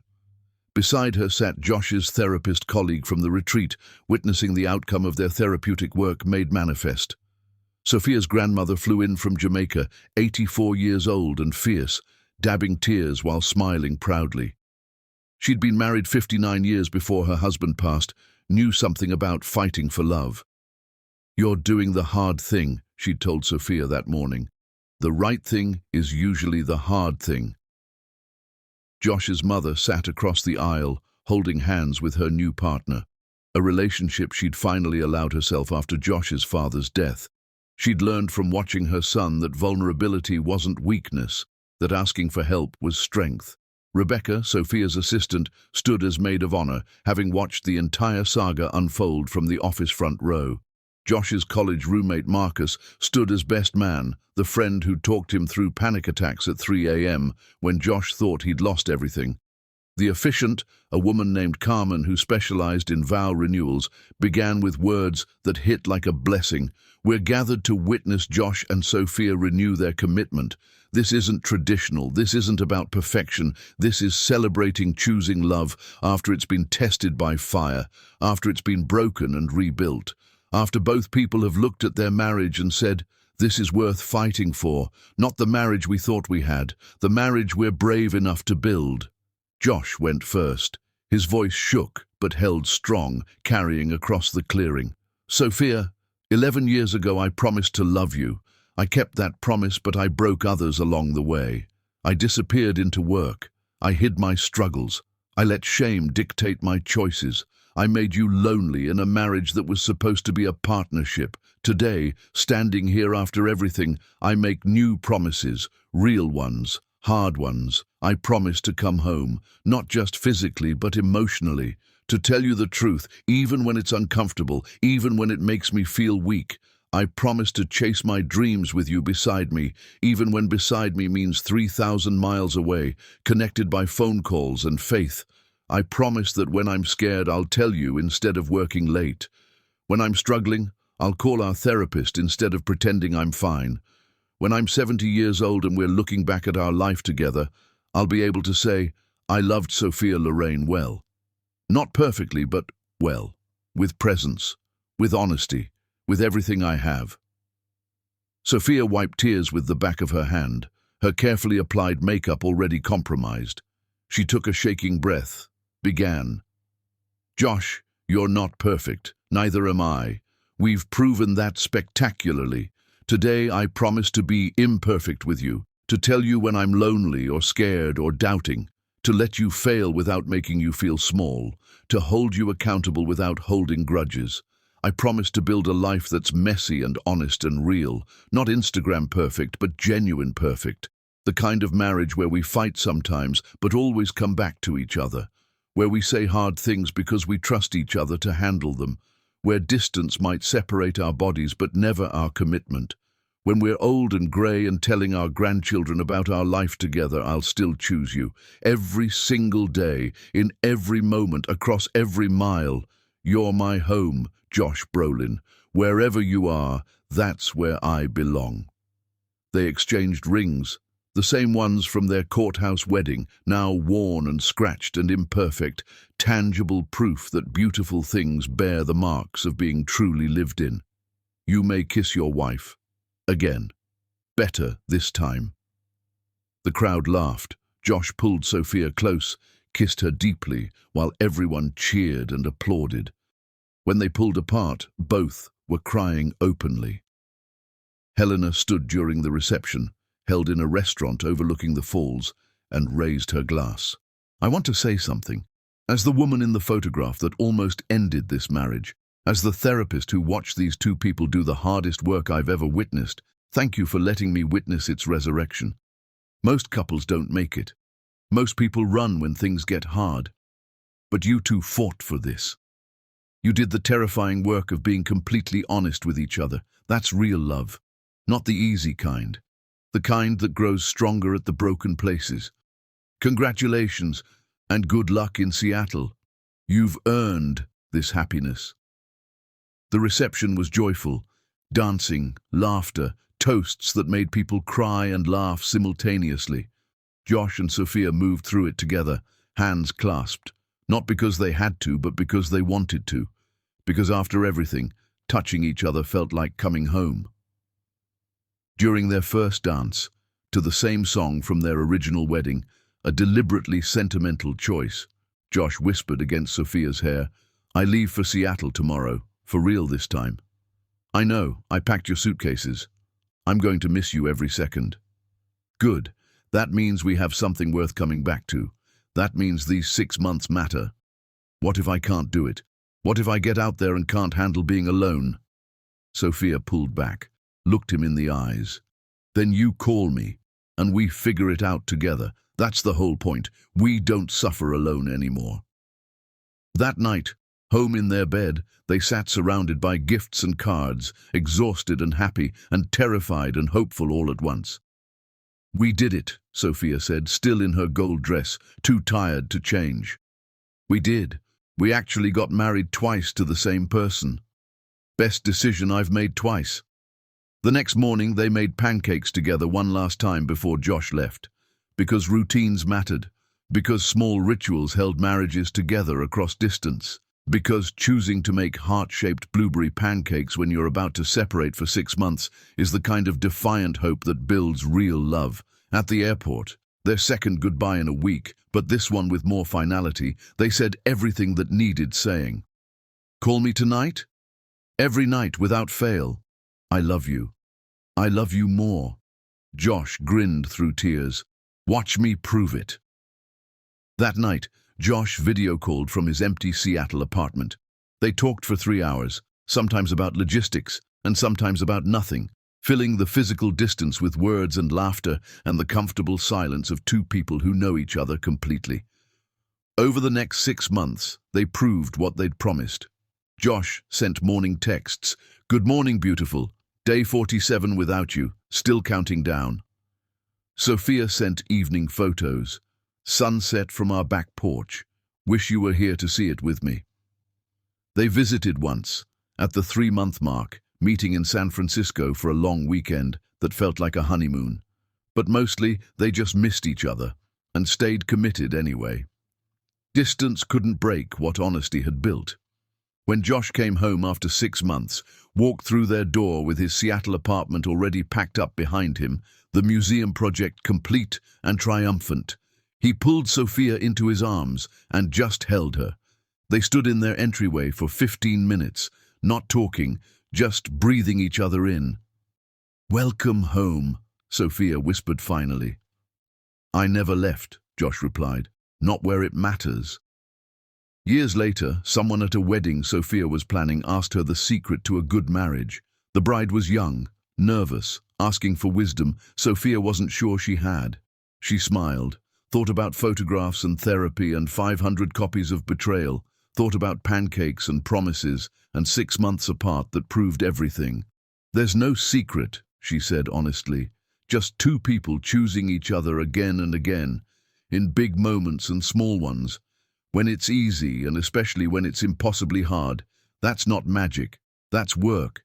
Beautiful, messy, worth it work. That's it. That's everything." And every Tuesday morning for the rest of their lives, Josh still made her pancakes with blueberries arranged in a heart.